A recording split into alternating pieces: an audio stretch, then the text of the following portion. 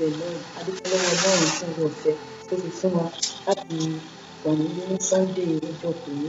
Mo gbàdúrà pé tí Ọlọ́run bá sì fa dídọ̀rẹ̀ sẹ́yìn tí ọ̀sẹ̀ tó ń bọ̀ yóò ṣe ojú ẹ̀mí mi àti ẹ̀yin lórúkọ Jésù. Kókó ọ̀rọ̀ tí mo ní fún wa ní òní náà ni àtúnbí, born again. Kí ni à ń pè ní àtúnbí yẹn gangan? Kí ni à ń pè ní born again yẹn? Born again is changing from old foundation to new foundation. That is, we have to change. What are these old foundation? All those things that we have been doing that we inherit from our father. We have to change from him. We have to be in new foundation in Christ Jesus. That is so we are going to open our Bible to 2 Corinthians 5 verse 17. Which says that, therefore, if any man be in Christ, he is a new creature. All things are passed away. Behold, all things have become new. That is, as a child of God, you have to be born again. You have to let go of old things. All those old things that you are doing, you have to let go of it.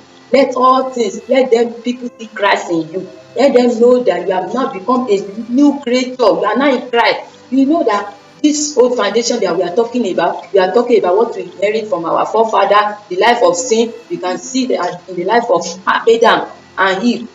They are sinners. They sin against God. And we know after they sin against God, their children also, which is Cain and Abel, they still sin against God. Meaning that the sin have been continued.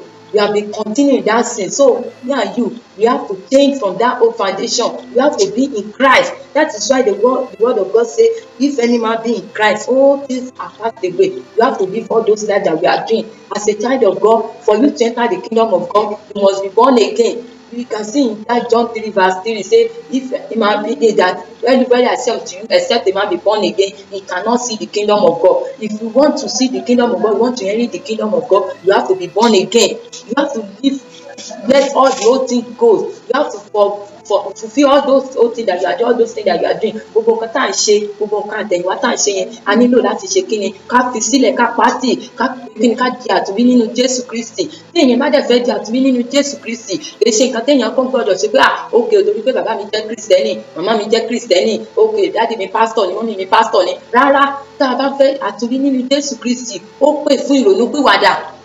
Ó pè kéèyàn ṣe nǹkan tó tọ́ bó ti sí àti bí ó ṣe yẹ. Tá a bá fẹ́ di àtúnbí nínú Jésù Kristi, a ní àwọn stẹ́ẹ̀pù kan tá a kó gbọ́ ṣe kí ni tá a gbọ́dọ̀ tẹ̀lé. First of all, you have to acknowledge Jesus as your Lord and personal Saviour. A gbọ́dọ̀ ṣe kí ni ká gbà pé òun ni Olúwa àti olùgbàlà wa.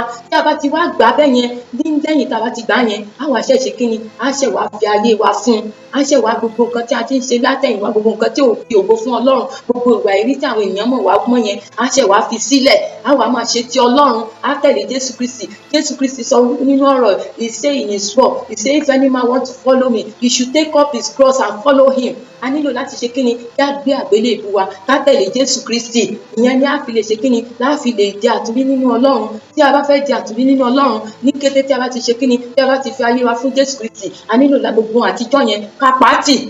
Ká ṣe kíni, ẹ̀rí pé ẹ̀kan yẹn mo sọ fún wa pé ọ̀rọ̀ nǹkan Ọlọ́run àtúnbí yìí ó ṣe kíni, a pín sí ọ̀nà méjì ni. Àwọn ẹlòmíràn wọ́n sọ pé wọ́n ti di àtúnbí, ṣùgbọ́n ṣé wọ́n di àtúnbí nípa ti ẹ̀mí? A ní àtúnbí nípa ti ara, a ní nípa ti ẹ̀mí. Àtúnbí nípa ti ara yẹn lóòótọ́ a ti ṣe ìrìbọmi ti omi fún wa, ṣùgbọ́n ṣé a ti ní ìrírí ti ẹ̀mí mímọ́? So àtúnbí nípa ti ara ó jẹ́ wípé èèyàn lọ sínú omi, wọ́n wẹ̀ wá dàbí pé pẹ́pẹ́yẹ kó sínú omi ni, kó ṣe ìrìbọmi tí omi, ṣùgbọ́n ìjẹ́ tí ẹ̀mí mímọ́ ṣó ti fàyè, ó ti fọwọ́ kàn wá, ṣó ti fọwọ́ kan ayé wa. A rí i pé nígbà tí Jésù Kristi Olúwa wa, lẹ́yìn ìgbà tó ṣe ìrìbọmi tí omi tán, ẹ̀mí mímọ́ tún ṣe kíni, ó tó bàlẹ̀ bí àdàbà tí ó gẹ́gẹ́ bí ọmọ Ọlọ́run. Àwa náà nílò láti ṣe kíni, kí ẹ̀mí mímọ́ bà lé wa nígbà tá a bá ti ṣe ìrìbọmi tí omi, kí ẹ̀mí mímọ́ kó bà lé wa. Ìyẹn náà láfi lè ṣe kíni, lẹ́yìn ìgbà tí ẹ̀mí mímọ́ tó wá bà lé Jésù Kristi kíni ṣe kíni, ó ṣiṣẹ́ agbára, ó ṣiṣẹ́ ìyanu, iṣẹ́ tí ò lè ṣe tẹ́lẹ̀, ó bẹ̀rẹ̀ sí í ṣe. Tí ò tí èmi àti ẹ̀yin náà bí a bá ṣì di àtúnbí nípa ti ẹ̀mí mímọ́, a rí i pé kíni, tí a kò lè ṣe tẹ́lẹ̀, a bẹ̀rẹ̀ sí ní máa ṣe. Again, tá a bá dẹ̀ tún di àtúnbí, a rí wípé nǹkan ti ẹ̀mí yóò máa ṣe kíni, yóò máa jọ wá lójú ni. Wọ́n ní a carnal man cannot understand the thing of the spirit because they are foolish unto him, because he cannot know what God speaks. He don't know when God speaks. He cannot hear from God. That is a carnal man. But a spiritual man, they will be hearing from God. He will be receiving from God. God will be talking to him time to time. God will be telling him his mind. God will be communicating. to that person. But as a spiritual, as a carnal man, you cannot hear from God. So as a child of God, you have to be to be born again. If you want to enter the kingdom of God, you want to inherit the kingdom of God, you have to be born again. Mo gbàdúrà pé ẹ̀mí tá a fi di àtúnbí tòótọ́, Olúwa yóò gbé wọ̀ wá lórúkọ Jésù.